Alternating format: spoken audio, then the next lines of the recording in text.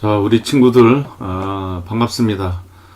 예금보험 제도에 대해서 학습하는 두 번째 시간입니다. 우리가 지난 1차 시에서는 무엇을 배웠죠? 네, 예금보험 제도의 기본적인 개념과 역사적인 배경, 그리고 미국, 영국, 일본 등 주요 선진국의 예금보험 제도에 대해서 살펴보는 시간을 가졌습니다. 자, 이번 시간에는 우리는 우리 대한민국, 우리나라의 예금보험 제도를 좀 더 상세하고 세부적으로 학습 시간을 가져보도록 하겠습니다. 주요 내용은 우리가 1차 시에서 살펴본 것과 마찬가지로 우리나라의 주요 제도적인 측면에서 아마 살펴보는 시간이 될 것 같습니다. 자, 먼저 예금보험제도의 현황으로서 우리나라 예금보험제도의 개략적인 그러한 내용에 대해서 먼저 살펴보는 시간이 되겠습니다. 우리나라의 경우에 1980년대 제2금융권 금융기관인 상호 신용금고와 종합금융회사를 대상으로 해서 신용관리기금 등 4개 예금자 보험기구를 도입하게 됩니다. 비은행권 예금자 보호제도에는 크게 4가지가 있습니다. 신용관리기금과 안전기금, 보험보증기금, 증권투자자 보호기금 등이 있습니다. 자, 자세하게 한번 살펴보도록 하겠습니다. 신용관리기금은 1982년 12월에 신용관리기금법이 제정됨으로 인해서 그 다음 해인 1983년 5월에 신용관리기금이 출범하게 됩니다. 이 기금은 1988년 금융감독원에 의해서 통합돼서 예금보험공사로 이관되게 되는 그러한 절차를 보이게 됩니다. 안전기금에는 크게 새마을금고연합회 안전기금과 신용협동조합중앙회 안전기금 등이 있습니다. 새마을금고연합회 안전기금은 새마을금고법에 의해서 1983년 7월에 설치되었고, 신용협동중앙회 안전기금은 중앙회 정관에 의해서 1984년 1월에 설치하게 됩니다. 세 번째, 보험보증기금은 1989년 4월 달에 보험업법에 의해서 설치되게 됩니다. 그리고 증권투자자 보호기금인 경우에는 1997년 4월에 증권거래법에 의해서 설치하게 됩니다. 자, 이번에는 은행권 예금자 보호제도에 대해서 좀 살펴보도록 하겠습니다. 은행권 예금자 보호제도는 1995년 12월에 예금자 보호법이 제정됨으로써 시행하게 됩니다. 1997년 1월에 예금보험 업무가 예금보험공사로부터 개시되게 됩니다. 주요 내용은 은행 예금에 대한 보험 업무와 보험료 수납을 주로 하고 있고, 이러한 부보 대상 예금과 가입 기간에는 다음과 같습니다. 먼저 부보 대상 예금에는 예금, 적금, 부금, 원금 보장, 금전 신탁이 되겠습니다. 그리고 주요 가입 기간에는 15개 시중은행, 10개 지방은행, 7개 특수은행, 그리고 45개 수산업협동조합과 48개 외국은행 국내 지점이 되겠습니다. 은행권 예금자 보호제도에 있어서 중요한 보험료율은 부보 대상 예금의 연평균 잔액의 0.02%가 되겠습니다. 그리고 당시에 보험금 지급 한도는 1인당 2천만 원이었습니다. 지금은 1인당 5천만 원으로 바뀌어져 있죠.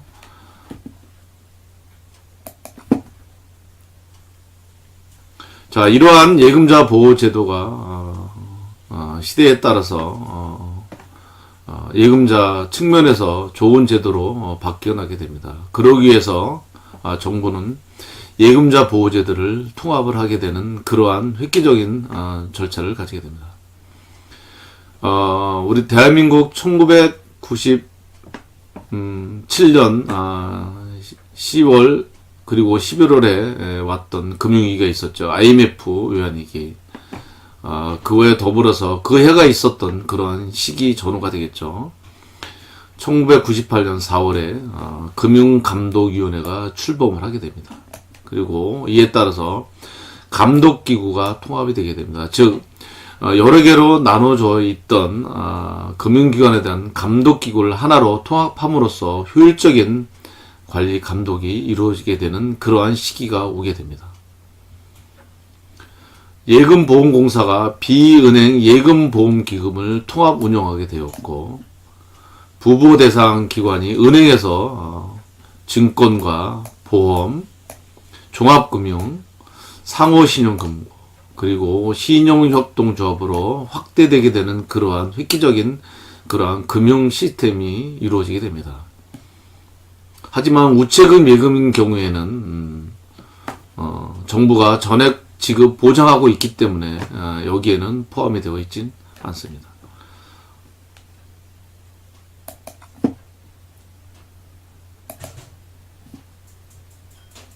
자, 그러면 우리나라의 예금보험제도 현황을 큰 틀에서 한번 살펴보도록 하겠습니다. 금융기관에 따른 예금보험기구와 재원, 보장한도, 근거법률에 대해서 좀 먼저 자세하게 살펴보는 시간이 되겠습니다. 자, 먼저 은행, 금융투자, 보험, 종금, 상호저축인 경우에는 예금보험기구는 예금보험공사가 되겠고, 재원으로서는 예금보험기금, 보장한도는 5천만원, 근거법률은 예금자 보호법이 되겠습니다. 다음 신용협동조합입니다.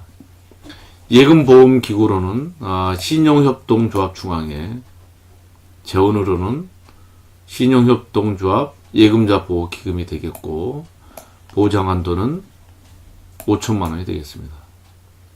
근거법률은 신용협동조합법이 되겠습니다. 세 번째, 새마을금고입니다. 새마을금고의 예금보호기구는 새마을금고연합회가 되겠고, 재원은 새마을금고 예금자 보호 준비금이 되겠습니다. 보장한도는 마찬가지로 5천만원이 되겠고, 근거법률은 새마을금고법이 되겠습니다. 다음은 네 번째, 상호금융입니다. 예금보호기구는 농협, 수협, 산림조합중앙회가 되겠고, 재원은 상호금융 예금자 보호기금이 되겠습니다. 보장한도는 타 금융기관 마찬가지로 동일하게 5천만원이 되겠으며, 근거법률에는 농수, 산림조합, 구조 개선에 관한 법률이 되겠습니다. 공통적인 거는 보장 한도가 모두가 동일하게 5천만 원이라는 사실과 각기 금융기관별로 관련법이 다르다는 그런 특징이 되겠고, 당연히 재원 자체도 관련 법령에 의한 기금이 되어 있습니다. 자, 그러면 이제 구체적으로 우리나라 예금보험제도에 대해서 살펴보도록 하겠습니다. 먼저 우리나라 예금보험제도가 정립되는 과정을 한번 살펴보도록 하겠습니다. 우리나라는 좀 전에 이야기했다시피 1998년 4월에 예금보험기금으로 통합을 하게 됩니다. 이에 따라서 6개 금융권의 예금보험 업무를 예금보험공사에서 중환하게 됩니다. 주요 대상 금융기관에는 은행, 증권, 보험, 종금, 금고, 신협이 되겠습니다. 공단에서는 금융기관에 대한 지원 업무와 부실 금융기관에 대한 그러한 지원, 그리고 무엇보다 중요한 예금자 보호, 그리고 금융기관 감독 업무를 수행하게 됩니다. 이러한 제도는 2002년 예금자 보호법이 개정됨으로써 좀 더 효율화를 이루어지게 됩니다. 예금보험기금은 예금보험기금 채권 상환기금으로 변경이 되었고, 기금의 주요 재원으로서는 회수자금과 정부출연금, 그리고 금융기관들의 특별기여금이 되겠습니다.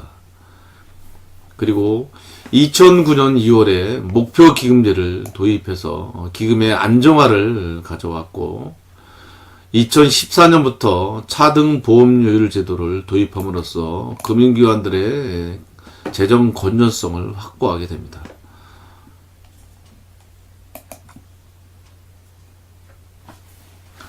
예금보험제도의 운영에 있어서 보험기구의 그러한 운영 주체는 크게 두 가지로 나누어 볼 수 있습니다. 정부 주도형이 있고 민간 주도형이 있습니다. 나라마다 약간 다르게 운영 주체를 하고 있습니다.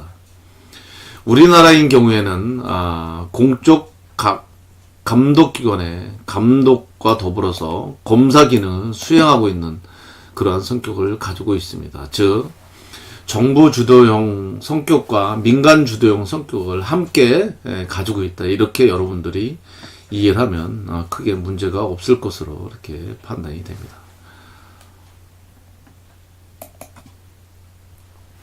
자, 그러면 이번에는 주요국의 예금보험 형태를 나라별로, 그리고 운용기관 명칭별로, 그리고 도입 시기와 가입 형태, 그리고 운영 형태 등을 살펴보도록 하겠습니다. 자, 캐나다입니다. 캐나다의 운영기관 명칭은 캐나다 데포짓 인슈어런스 코퍼레이션으로 되어 있고, 도입식은 1967년으로서 가입 형태는 강제고 운영 형태는 공적기관이 되겠습니다. 두 번째, 프랑스입니다. 프랑스의 운영기관 명칭은 데포짓 개런티 펀드로 되어 있고, 도입 시기는 1980년으로서 가입 형태는 강제를 형태를 띠고 있으며 운영 형태는 민간기관이 되어 있습니다. 다음은 독일입니다. 독일의 운용기관 명칭은 데포지 시큐리트 펀드로 되어 있고, 도입 시기는 1976년, 가입 형태는 자율이고 운영 형태는 민간기관이 되겠습니다. 자, 이탈리아 되겠습니다. 운용기관 명칭은 인터뱅크 데포짓 프로텍션 펀드로 되어 있고, 도입 시기는 1987년으로서 가입 형태는 강제 형태를 띠고 있으며 운영 형태는 민간기관이 하고 있습니다. 다음은 일본입니다. 일본의 운용기관 명칭은 데포짓 인슈어런스 코퍼레이션으로 되어 있습니다. 도입 시기는 1971년으로서 강제 가입 형태를 띠고 있고 관민기관이 운영을 하고 있습니다. 대만의 운용기관 명칭은 센트럴 데포짓 인슈어런스 코퍼레이션으로 되어 있고, 도입 시기는 1985년으로서 가입 형태는 자율적이고 운영 형태는 공적기관 형태를 띠고 있습니다.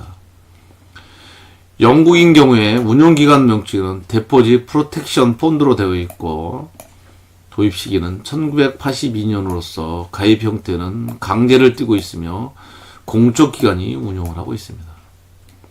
미국인 경우에 운용기관 명칭은 페더럴 데포짓 인슈어런스 코퍼레이션으로 되어 있고, 도입 시기는 1983년에 되어 있고 가입 형태는 강제로서 공적기관이 운영을 하고 있습니다. 자, 대한민국 한국입니다. 운용기관 명칭은 예금보험공사입니다. 도입 시기는 1996년으로서 강제 가입 형태를 띠고 있으며 운영 형태는 공적기관의 형태를 가지고 있습니다. 자, 종합적으로 볼 때, 가입 형태를 볼 때, 독일, 그리고 대만인 경우에는 자율 형태로 띠고 있지만 나머지 국가는 모두 강제 가입 형태를 띠고 있습니다. 그리고 아울러서 프랑스와 그 다음에 독일, 그 다음에 이태리, 요 나라인 경우에는 민간기관이 운영하고 있지만 우리나라를 포함한 많은 나라들은 공적기관이 운영하고 있는 형태를 띠고 있습니다. 자, 계속해서 우리나라의 예금보험제도의 운용 방식에 대해서 살펴보도록 하겠습니다. 먼저 보험기구의 가입 방식은 크게 자율 가입 방식과 강제 가입 방식이 있습니다. 자율 가입 방식은 아무래도 자율적으로 가입하다 보니 나중에 무임승차라는 그러한 문제가 대두될 수 있고, 역선택에 대한, 즉 금융기관이 부실되었을 때 다시 가입하게 되는 그러한 나쁜 그러한 선례를 가져올 수가 있습니다. 하지만 우리나라를 포함한 대다수 국가가 가지고 있는 강제 가입 방식에도 물론 금융기관 단 그 보험료에 대한 차이 등등과 같은 그러한 이해상충의 방식이 있지만, 내가 판단해 볼 때는 보험기구의 가입 방식은 아무래도 강제 가입 방식이 적절하지 않느냐, 이렇게 좀 생각이 듭니다. 자, 우리나라 보험 대상 금융기관과 예금은 살펴보도록 하겠습니다. 중요한 내용입니다. 이 부분은. 먼저 보험 대상 기관은 시중은행과 지방은행, 그리고 특수은행이 되겠습니다. 보험 대상 예금에는 요구불 예금과 저축성 예금, 적금, 원금 보존 신탁 상품 등이 있습니다. 구체적인 그러한 금융기관별 보호 대상 상품과 비보호 대상 상품에는 잠시 후에 구체적으로 자세하게 설명을 하도록 하겠습니다.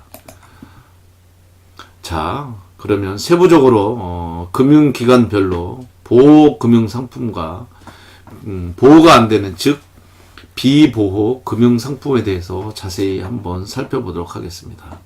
자, 먼저 은행권의 보호 금융상품입니다. 보통예금, 별단예금, 당자예금과 같은 요구불 예금 등이 있습니다. 그리고 정기예금, 주택청약예금, 표지어음 등과 같은 저축성 예금 등이 있습니다. 그리고 정기적금, 주택청약부금, 상호부금 등과 같은 적립식 예금 등이 있습니다. 그리고 외화예금, 그리고 원금이 보존되는 금전 신탁 등 예금보호 대상 금융상품으로 운영되는 확정기여형 퇴직연금과 개인 퇴직계좌 적립금 등이 있습니다. 보호가 되지 않는 비보호 금융상품으로서는 CD인 양도세 예금증서, RP인 환매조건부 채권, CD의 약자는 Certificate Deposit이고요. 환매조건부 채권은 영어로 Repurchase Agreement입니다. 그리고 비보호 금융상품에 추가되는 상품으로서는 수익증권과 뮤추얼펀드, MMF, 즉 펀드죠. 예, 여러분들 알고 있는 펀드입니다. 우리 법에서는 금융투자 상품으로 되어 있고, 그리고 아울러서 특정 금전 신탁 등 실적 배당형 신탁, 은행 발행 채권, 그리고 주택청약저축, 주택청약 종합저축 등은 모두 다 비보호 금융상품이 되겠습니다. 다음은 투자 매매업자와 투자 중개업자입니다. 여러분들이 알고 있는 주로 증권회사와 같은 그런 기관들입니다. 이러한 투자 매매업자와 투자 중개업자의 보호대상 금융상품으로서는 다음과 같습니다. 금융상품 중 증권 등의 매수에 사용되지 않고 고객 계좌에 현금으로 남아있는 그러한 금액입니다. 그리고 자기신용대주담보금, 신용거래계좌 설정보증금, 신용공여담보금액 등의 원금잔액, 그리고 아울러서 원금이 보존되는 금전신탁 등과 같은 예금보호 대상 금융상품으로 운영되는 확정기여형 퇴직연금, 그 다음에 개인연금 퇴직, 계좌 적립금 등이 주로 보호 대상 금융상품입니다. 비보호 금융상품으로서 해당되는 상품에는 수익증권, 뮤추얼펀드, MMF 등과 같은 금융투자 상품입니다. 즉 실적 배당형 상품이겠죠. 여러분들 알고 있는 펀드입니다. 그 다음에 예수금, 청약자 예수금, 제세금의 수급, 유통금융 대주 담보금과 같은 신선물 옵션 거래입니다.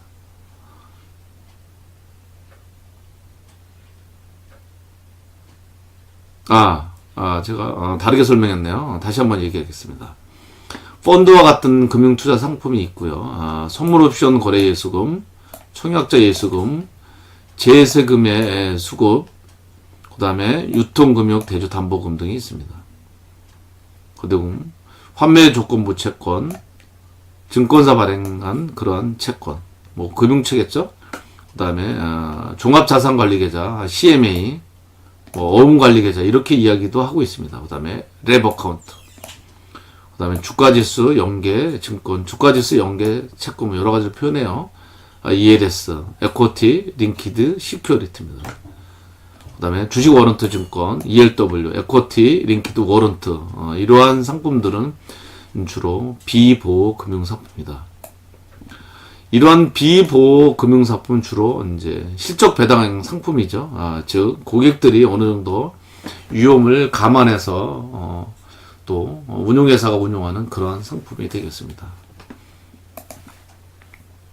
자, 다음은 보험회사로 넘어가도록 하겠습니다. 보험회사들의 예금보호 상품으로서는 개인이 가입한 그러한 보험계약, 그리고 예금보호 대상 금융상품으로서 운용되는 확정기여행 퇴직연금, 그리고 개인퇴직 계좌 적립금, 그리고 원금이 보존되는 금전신탁 등이 해당되겠습니다.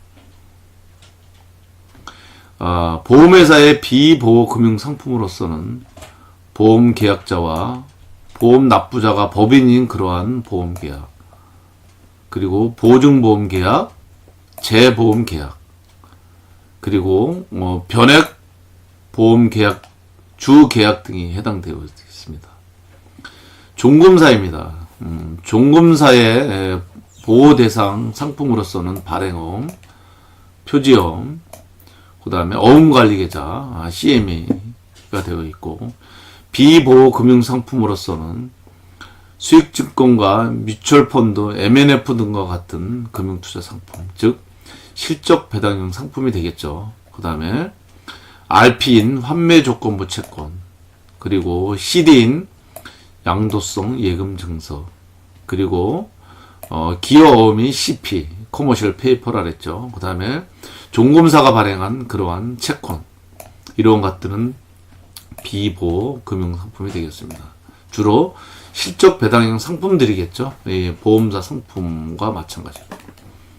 그 다음에 상호저축은행입니다. 상호저축은행의 예금보호 금융상품으로서는 보통예금, 저축예금, 정기예금, 정기적금, 그리고 신용부금 상품과 표지어음 등이 있습니다. 그리고 아울러서 상호저축은행 중앙회가 발행한 자기합수표 등이 바로 보호 금융상품입니다. 반대로 저축은행에서 보호가 되지 않는 그런 상품으로서는 저축은행이 발행한 그러한 채권이 되겠습니다. 주로 저축은행들은 후순위 채권 등을 좀 발행하고 있습니다. 자, 단서조항을 하나 이야기를 좀 하고 싶습니다. 정부와 지방자치단체, 여기에는 이제 국공립, 공립학교가 이제 포함이 되는데요. 정부, 지방자치단체, 그 다음에 한국은행, 금융감독원, 예금보험공사, 그리고 부보금융기관이 가입한 그러한 금융상품 등은 보호되지 않는 그런 내용이 있으니까 아울러서 여러분들이 기억해 주기를 바랍니다. 자, 여러분들 우리가 이번 2차 시에서는 우리나라의 예금보험 제도에 대해서 주로 살펴봤습니다. 우리나라 예금보험 제도가 정착되기까지의 그 개략적인 연도별 그러한 역사, 그리고 전 세계 국가들에 대해서 특히 이제 주요 선진국을 포함한 우리나라에 대한 금융제도 중에서 예금보험제도와 관련된 그러한 가입 형태라든지 아니면 명칭, 그 다음에 관련법 뭐 이러한 여러 가지로 좀 구체적으로 살펴봤습니다. 아울러서 우리나라 예금보험 제도에 대한 자세하고 상세한 내용을 살펴봤죠. 그래서 우리나라의 예금보험 제도에 소속해 있는 그러한 금융기관들, 그리고 각각 그러한 금융기관들에 대해서 예금보호가 되는 그러한 상품들, 그리고 예금보호가 되지 않는 그러한 상품들에 대해서 상세하게 살펴봤습니다. 좀 개략적으로 여러분들한테 좀 정리를 하자면, 우리나라의 예금보험 제도는 강제가입 형태로서 공적 규제를 가지고 있습니다.